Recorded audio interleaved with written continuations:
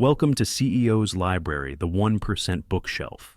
I'm your host, and today we're diving into a book that has ignited conversations and sparked change in boardrooms and living rooms alike. Did you know that while women make up nearly half of the U.S. workforce, they hold only about 25% of senior management positions? This staggering statistic sets the stage for our discussion of Lean In, Women, Work, and the Will to Lead, by Sheryl Sandberg. In a world where gender equality is still an uphill battle, Sandberg's book serves as both a rallying cry and a practical guide for women aiming to shatter the glass ceiling. Whether you're a recent graduate stepping into your first job, a mid-career professional eyeing that corner office, or an executive looking to make an even bigger impact, this episode is for you. Today we'll explore the key insights from Lean In that can help you navigate the complex landscape of modern workplaces. We'll delve into the reasons behind the leadership ambition gap, strategies to overcome imposter syndrome, and practical advice for balancing career aspirations with personal life. By the end of this episode, you'll be equipped with actionable strategies to lean into your ambitions and reach for those leadership roles you've always dreamed of. So buckle up and get ready to challenge the status quo. It's time to lean in and take your seat at the table. Let's start by addressing what Sandberg calls the leadership ambition gap. It's a phenomenon that many of us have observed but perhaps struggle to name. Why is it that in a world of seemingly equal opportunities, fewer women than men aspire to top leadership positions? Sandberg argues that this gap isn't innate, it's learned. From a young age, girls are often praised for being good and nice, while boys are encouraged to be leaders and bosses. This subtle difference in messaging can have profound effects on our career aspirations as adults. Think back to your childhood. Were you ever called bossy for showing leadership qualities? Sandberg shares her own experience of being labeled bossy as a child, and how it made her self-conscious about taking charge. This is just one example of how societal expectations can shape our ambitions from an early age. But it's not just childhood experiences that contribute to this gap. As women progress in their careers, they often face a double bind. Society expects women to be nurturing and communal, traits that are often at odds with our perception of leadership. When women do exhibit leadership behaviors, they're often perceived as aggressive or unlikable. It's a classic damned if you do, damned if you don't situation. Sandberg shares a fascinating study that illustrates this bias. Researchers presented participants with two identical resumes, one with a man's name and one with a woman's. The results? Both men and women were more likely to hire the man and judge him as more competent. This unconscious bias exists in all of us, regardless of gender, and it's holding women back from reaching for those top positions. So, how do we begin to close this ambition gap? Sandberg offers several strategies. First, we need to recognize and challenge these biases in ourselves and others. When you catch yourself or others making assumptions based on gender, speak up. It might be uncomfortable, but it's necessary for change. Second, we need to reframe how we think about ambition. For too long, ambition in women has been seen as a negative trait. It's time to celebrate ambition in all its forms. If you want that promotion, go for it. If you dream of starting your own company, take that leap. Don't let fear of being perceived as too ambitious hold you back. Lastly, Sandberg emphasizes the importance of finding mentors and sponsors. These are people who can advocate for you, provide guidance, and help you navigate the often tricky waters of career advancement. And here's a key point. Don't wait for mentors to come to you. Seek them out actively. Show your value, ask for advice, and build those relationships. Remember, closing the leadership ambition gap isn't just about individual women leaning in. It's about creating a culture where women's ambitions are encouraged and supported. So, whether you're a woman looking to advance your career or a man wanting to support your female colleagues, there's a role for you to play in bridging this gap. Now, let's tackle another major hurdle that Sandberg identifies, the imposter syndrome. Have you ever felt like a fraud in your professional life? Like, you don't really deserve your achievements and it's only a matter of time before someone finds out. If so, you're not alone. This is the imposter syndrome, and it disproportionately affects women. Sandberg shares her own experiences with imposter syndrome, including a poignant moment from her college years. She describes attending a class where she felt completely out of her depth, surrounded by classmates who seemed to know so much more than she did. It's a feeling many of us can relate to, that nagging doubt that we don't really belong. But here's the kicker. Often these feelings of inadequacy are completely unfounded. Sandberg points out that women tend to underestimate their abilities, while men tend to overestimate theirs. This isn't just a matter of confidence. It has real-world consequences. When we underestimate our abilities, we're less likely to put ourselves forward for promotions, to negotiate for better salaries, or to take on challenging assignments. So, why does imposter syndrome affect women more? Sandberg suggests it's partly due to how we're socialized. Women are often taught to be modest and to downplay their achievements. We're more likely to attribute our successes to luck or the help of others, rather than our own abilities. Men, on the other hand, are more likely to own their successes and feel confident in their skills. But there's hope. Sandberg offers several strategies for overcoming imposter syndrome. First, she encourages us to recognize these feelings for what they are. Imposter syndrome, not reality. When you find yourself doubting your abilities, pause and ask yourself if there's any real evidence to support these doubts. Often, you'll find there isn't. Next, Sandberg advocates for what she calls faking it till you feel it. This doesn't mean being inauthentic. Rather, it's about acting with the confidence you aspire to have, even if you don't feel it yet. Stand tall, speak up in meetings, volunteer for that challenging project. The more you act confidently, the more your confidence will grow. Another powerful strategy is to seek out feedback.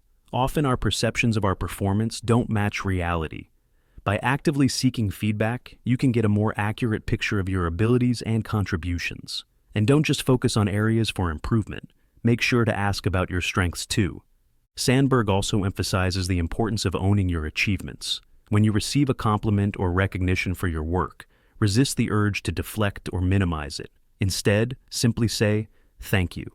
It might feel uncomfortable at first, but it's an important step in recognizing your own worth. Remember, overcoming imposter syndrome is not about becoming arrogant or overconfident.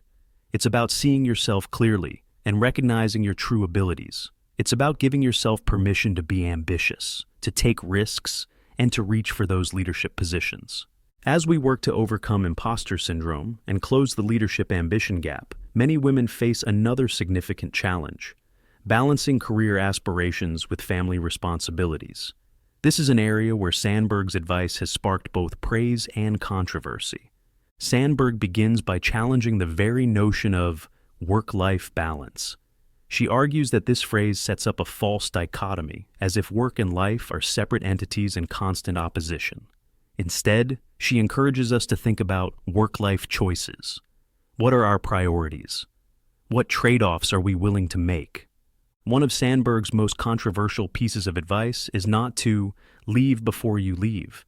She observed that many women start scaling back their career ambitions long before they actually have children, in anticipation of future family responsibilities. They might pass up promotions or challenging assignments, thinking they won't be able to handle them once they have a family. Sandberg argues that this preemptive stepping back can be a mistake. Instead, she encourages women to lean into their careers, especially in the years leading up to having children. The reasoning: the more invested you are in your career, the more likely you are to return to it after having children, and the more flexibility and options you'll have when you do. Of course, this advice isn't one size fits all. Every woman's situation is unique, and there's no single right way to balance career and family. What Sandberg is advocating for is that women make these choices consciously rather than automatically scaling back their ambitions. Another key point Sandberg makes is the importance of choosing the right partner. She argues that the most important career choice a woman makes is whether she'll have a supportive partner.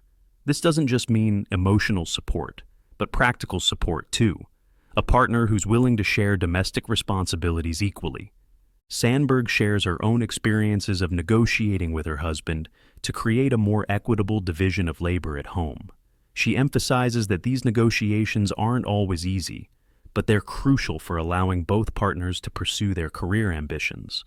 For women who are already juggling career and family, Sandberg offers several practical strategies. First, she encourages women to let go of perfectionism. You don't have to be the perfect employee and the perfect mother all the time. Sometimes good enough is good enough. She also advocates for taking advantage of flexible work arrangements where possible. This might mean working from home occasionally, adjusting your hours, or job sharing. The key is to focus on results rather than face time in the office. Sandberg also touches on the guilt that many working mothers feel. She encourages women to reframe this guilt, recognizing that by pursuing a career, you're setting a positive example for your children. Research shows that children of working mothers often grow up to be more independent and have a more egalitarian view of gender roles. It's important to note that while Sandberg's advice is primarily aimed at professional women with choices, she acknowledges that many women don't have these options. She calls for policy changes to support all working parents, such as paid family leave and affordable childcare. As we wrap up our discussion of Lean In, let's recap some of the key takeaways and action steps you can implement in your own life and career. First, recognize the leadership ambition gap and consciously push against it. Don't let societal expectations or unconscious biases hold you back from reaching for those top positions. Set ambitious goals for yourself and pursue them with confidence. Second, work on overcoming imposter syndrome. Remember, you're probably more capable than you give yourself credit for. Own your achievements, seek out feedback, and practice acting with confidence even when you don't feel it. Third, think carefully about how you want to integrate your career and personal life. Don't scale back your ambitions prematurely. Instead, lean into your career and create options for yourself. And if you have a partner, have open conversations about sharing domestic responsibilities. Fourth, be a champion for change in your workplace. Speak up when you see gender bias in action. Mentor other women and support their ambitions. And if you're in a leadership position, work to create a culture that supports women's advancement. Lastly, remember that change doesn't happen overnight. Leaning in is a continuous process, not a one-time event. Be patient with yourself and others as you work towards your goals. Sandberg's Lean In is more than just a book. It's a movement. It's a call to action for women to take their rightful place at the tables where decisions are made. Whether you're just starting your career or you're a seasoned professional, there's always room to lean in a little more. So, I challenge you. What would you do if you weren't afraid?